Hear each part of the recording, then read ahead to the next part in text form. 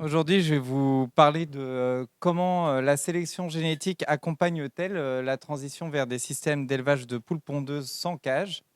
Et ma petite poule, elle a un message que vous devez retenir en sortant de la salle. Donc, c'est en améliorant leur capacité d'adaptation à ces systèmes. C'est ça la réponse. Alors, comment? Déjà, on va parler un petit peu de contexte parce qu'en Union européenne, on est sur un contexte un petit peu particulier. On a une production importante. On est le deuxième producteur d'œufs au monde. Ça représente 6,4 millions de tonnes d'œufs pour 376 millions de poules élevées. Et on a 55% de ces poules qui sont élevées dans des systèmes dits alternatifs à la cage, surtout pour des raisons d'amélioration de leur bien-être. Alors ça se traduit même aujourd'hui dans une initiative citoyenne qui s'appelle End the Cage Age, dont vous avez probablement entendu parler, et qui a légiféré sur l'interdiction de l'élevage des animaux en cage pour une application en 2027. Alors, quand on se parle de cage de poules pondeuses, on se parle de quoi? Vous avez une image ici de cage. Donc, vous voyez qu'on a des poules qui sont élevées en groupe. Donc, ce sont des cages aménagées. Et surtout, ce qui est important et que je voulais vous montrer ici, c'était qu'il y a des œufs là en dessous. Et en fait, pour la cage, pour les poules élevées en cage, elles ont un nid dans lequel elles peuvent aller pondre. Mais si elles pondent ailleurs dans la cage, on arrive à récupérer les œufs, donc qui arrivent sur ce tapis là. Donc en fait, finalement, d'un point de vue de performance, la poule, elle peut pondre un peu n'importe où dans la cage, on va réussir à récupérer l'œuf. Or, dans les systèmes sans cage, ça devient important de savoir où la poule pond son œuf et en particulier si elle va la pondre au nid. Et donc on a des problèmes de ponte au sol dans ces systèmes alternatifs et les œufs pondus au sol, ils sont perdus, souillés, cassés, bref, invendables. Donc ça représente une perte non négligeable. Donc, on a intérêt à améliorer la capacité des poules à aller pondre dans le nid. Ça a fait l'objet de la thèse de Laurie Becco et je vais vous présenter en quelques diapos son travail sur 3 ans. Alors, une autre façon de voir, une autre dimension aussi de l'arrêt des cages et plus globalement de la sortie des poules des bâtiments, c'est que en bâtiment et en cage, les poules sont dans des conditions qui sont maîtrisées par l'humain, alors que forcément, si on donne accès à l'extérieur, on va générer un risque de perturbation. Donc, il faut que les poules qui se retrouvent dans des systèmes où on sait qu'on va les exposer à des perturbations soient en capacité de les encaisser. Donc ça, c'est une autre façon de regarder les alternatives au système cage. Et on va essayer d'améliorer ce qu'on appelle la résilience des poules pondeuses. J'y reviens. Alors, on attaque tout de suite avec la ponte. Donc, caractériser la ponte au nid, c'est complexe parce qu'en fait, ça fait appel à deux grandes performances biologiques. Il y a d'abord l'ovulation, hein, le fait de pondre un œuf. Donc ça, l'ovulation, c'est régi par des rythmes hormonaux et ça va avec un processus de ponte qui dépasse celui de l'ovulation. Et puis, il y a aussi des comportements qui tournent autour de ça. Il y a le fait de choisir un nid, d'y passer du temps, et il y a le fait d'aller pondre ou pas avec des collègues.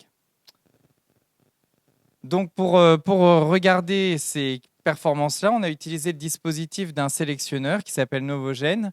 Dans son dispositif de sélection, les poules sont équipées d'un capteur d'une petite puce RFID.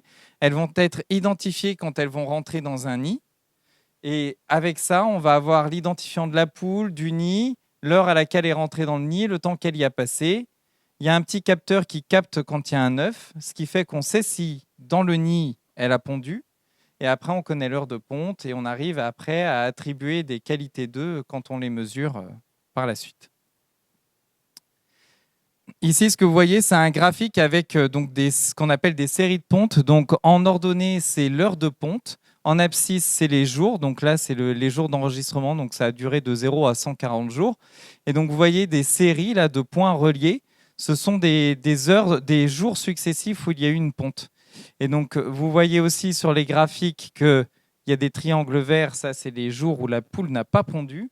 Et on a des flèches rouges. Ce sont des jours où on a identifié que la poule avait pondu, mais pas dans le nid. Et donc, ce que vous voyez ici, c'est qu'on a, pour un même lot, 3 poules qui ont 3 profils tout à fait différents. Et donc, ça veut dire qu'il y a une variabilité dans la population. Et nous, notre travail en tant que généticien, c'est de savoir si cette variabilité-là, elle est liée à des caractéristiques génétiques.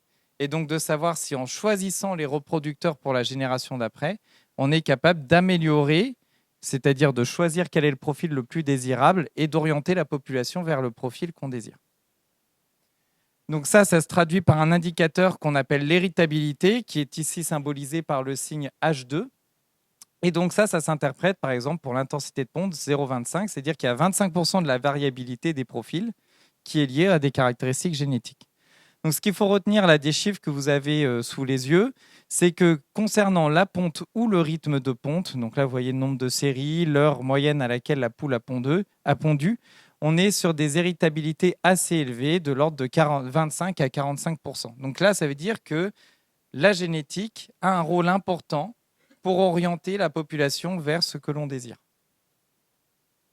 On a regardé d'autres choses. Par exemple, ici, vous avez un petit dessin de quelle est finalement la zone du bâtiment que la poule a utilisée. Est-ce qu'elle allait tout le temps pondre dans la même zone ou pas?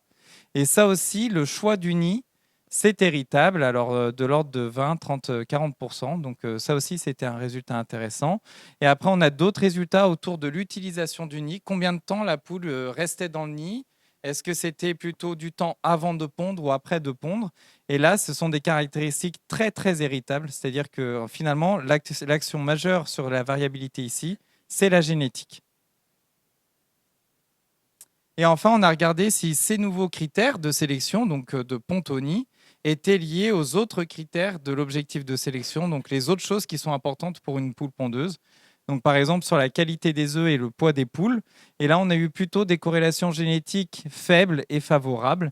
Donc ça veut dire que si on met en place une sélection pour que les poules aillent pondre dans le nid, on ne va pas dégrader les autres paramètres importants de la production. Sauf pour la solidité de la coquille, où là, on a trouvé un compromis important. C'est-à-dire que plus la poule va pondre de au nid et plus ses œufs seront fragiles. Donc ça, on peut le gérer dans les objectifs de sélection, mais il faut le savoir pour le faire.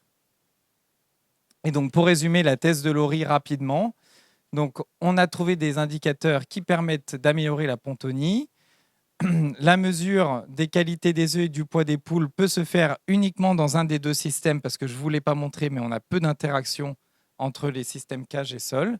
Et donc, on peut envisager des programmes de sélection au sol qui sont adaptés à ces systèmes de production. On change de sujet. On passe sur l'autre volet qui était, on va exposer des poules à des perturbations, et donc il faut qu'elles puissent résister à ces perturbations. Alors la résilience, c'est quoi? C'est l'aptitude d'un animal à être peu affecté par les perturbations qu'il rencontre ou à rapidement revenir au niveau d'origine. Le problème, c'est qu'on n'a pas de critères pour évaluer cette résilience, et donc il a fallu en trouver. Donc ici, je vous montre 3 critères. On va passer rapidement dessus. Ce que je veux que vous reteniez, c'est qu'il faut d'abord mesurer les performances de la poule. Donc là, vous voyez, c'est le nombre d'œufs pondus par semaine, c'est les petits points jaunes. Et après, on simule ce que la poule aurait dû faire. Donc, quelle est sa courbe de ponte théorique, d'accord? Et après, on regarde les écarts entre ce qu'elle a fait et ce qu'elle aurait dû faire. Donc, sur la poule de gauche, c'est une des poules dans le jeu de données qui était les plus résilientes. La plus résiliente, donc vous voyez qu'elle a quasiment tout le temps pondu 7 œufs par semaine. Et celle de droite, vous voyez qu'elle a quand même des chutes de ponte importantes à certaines périodes de sa vie, malgré une courbe de ponte qui s'adaptait. Donc, on savait que là, il y avait une perturbation. On avait des chutes importantes. Et après, donc, on a 3 critères, la variance, l'autocorrélation et la symétrie des écarts. Donc là, c'est un petit peu compliqué. Donc, comme je n'ai pas le temps, on ne rentre pas trop dans le détail. Ce qu'il faut retenir, c'est qu'une poule qui va être caractérisée résiliente, elle va avoir une variance faible, une autocorrélation proche de 0, c'est-à-dire un bon taux de récupération, et une asymétrie proche de 0. Pour regarder ça, on a utilisé le dispositif d'une autre entreprise de sélection qui s'appelle Hendrix Genetics. Je vous rappelle au passage que la sélection des poules pondeuses se fait selon un schéma pyramidal où la sélection est effectuée sur des lignées pures, puis on a de la multiplication sur un premier croisement, et les poules qui produisent les œufs que vous mangez sont des croisements 3 voire 4 voies. Et donc nous, ce qu'on a regardé, c'est est-ce que les poules d'une lignée pure et leurs descendantes croisées étaient résilientes, et est-ce que c'était la même chose, la résilience chez les croisés et chez les pures? Parce qu'au final, ce qu'on veut améliorer, c'est la résilience des poules qui se retrouvent en élevage, pas forcément celle du noyau de sélection, qui sont peu exposées aux perturbations. Donc là, c'est les paramètres. Ça fait beaucoup de chiffres, mais on va y aller gentiment ensemble. D'abord, ce qu'il faut retenir, c'est que là, vous avez les héritabilités. Donc, vous vous souvenez, la part qui est liée à la génétique pour le nombre d'œufs et pour les caractéristiques de résilience. Et vous voyez que ce soit pour les purs, la première colonne, ou pour les croisés, la deuxième, on est sur des héritabilités assez faibles, c'est-à-dire que en fait, la génétique ne représente que 10% de la variabilité, par exemple pour le nombre d'œufs ou pour la variance, de celle qui est observée. Donc il y a d'autres moyens d'action qui permettent d'améliorer la résilience, mais 10%, ce n'est pas rien. Et ce qui compte après, c'est est-ce qu'il y a de la variabilité génétique, et elle existe. Donc, on peut jouer notre partition, on peut faire notre part, et donc il est possible d'améliorer la résilience, même si le résultat sera modeste. C'est d'autant plus vrai en croisée que les héritabilités sont faibles. Les corrélations génétiques entre purs et croisés, donc ça, c'est quelle est la part de gènes qui est commune dans la résilience chez les purs et la résilience chez les croisés. Et là, on a été surpris. D'habitude, on est sur des chiffres assez élevés de l'ordre de 0,8. Et là, on n'a que, vous voyez, 31-16% des gènes qui codent en fait pour la performance en pur et en croisé. Donc, le croisement induit une différence génétique qu'il est important de considérer lorsqu'on veut améliorer les performances chez les croisés. Et les corrélations, par contre, avec la ponte étaient favorables. Ces chiffres-là, ils s'interprètent comme étant favorables. Donc ça veut dire que si on décide d'améliorer la résilience des poules pondeuses, dans l'objectif de sélection, on ne va pas rencontrer de frein majeur pour l'inclure dans les objectifs de sélection. Donc voilà, donc pour ce qu'il faut retenir de cette étude, c'est que l'amélioration génétique de la résilience est possible, même s'il faut étudier les relations avec les autres caractères comme la santé, l'efficience, la qualité d'œufs, et puis le comportement, par exemple, de pontonique, comme j'ai présenté avant. Et une approche qui tient compte des données croisées est importante si on veut vraiment que la sélection sur la résilience résulte en une amélioration de la résilience des poules qui sont en élevage. Et donc, je vous ai remis mon petit schéma du début pour vous montrer qu'en fait, on avait bien rempli le contrat, puisqu'on a identifié à la fois des critères qui permettent d'améliorer la capacité des poules à aller pondre dans le nid, et on a identifié des critères qui permettent d'améliorer génétiquement la résilience des poules pondeuses face à des perturbations.